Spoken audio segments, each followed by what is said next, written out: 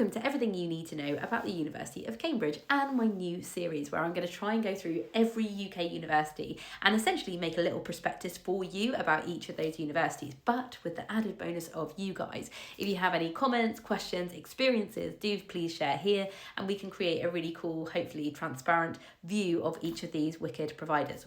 So let's start with the University of Cambridge, not only because it was the university I went to and therefore I'm biased, but because it's consistently on the top 3 of the league table, regardless of which league table you're doing.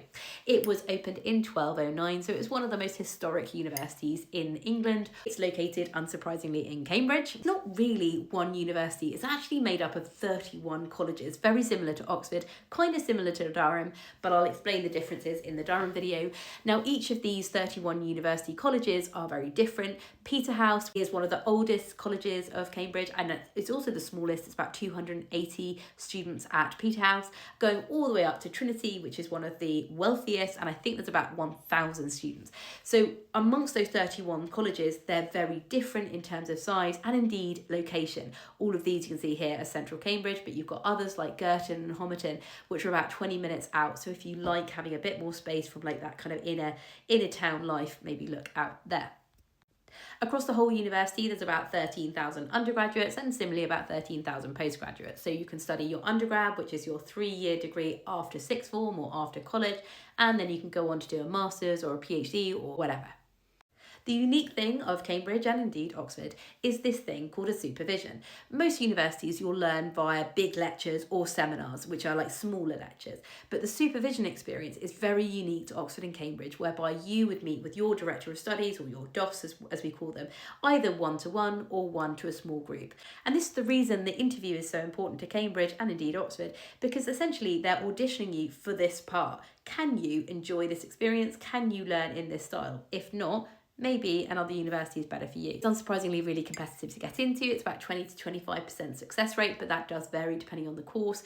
For STEM, you need A star, A predicted, minimum. For non-STEM, A star, AA, again, minimum.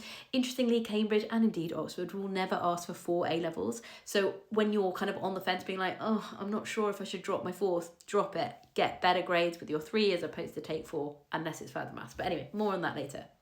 And you have to apply to Cambridge early. It's called early entry. Normally it's around 15th of October each year. It will depend slightly year on year, but essentially you'll need to use the summer to write your personal statement, prepare for your admission test, submit early, then take your admission test, then do your interview, and then in end of January you'll get your offer, hopefully. List of alumni is pretty mad. I mean, I could go on scrolling for days. You've got Charles Darwin, you've got the King, you've got Borat, you've got me. I mean, sure, I was like, you've got Stephen Hawking, who I actually had a supervision with.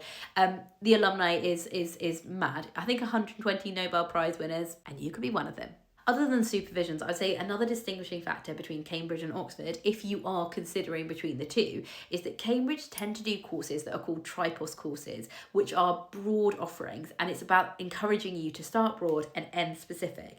Oxford is start specific and even more specific. So if you're someone who may be a little bit more of a generalist or wants to have that kind of broader understanding before you get specific, Cambridge might be for you if you're choosing between the two.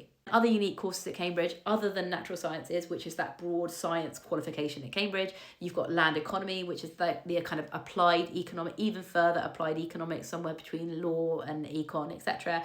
HSPS, which is what I did, which is the broad social science degree, and a really cool one called Anglo-Saxon, Norse and Celtic, or ASNAC if you went.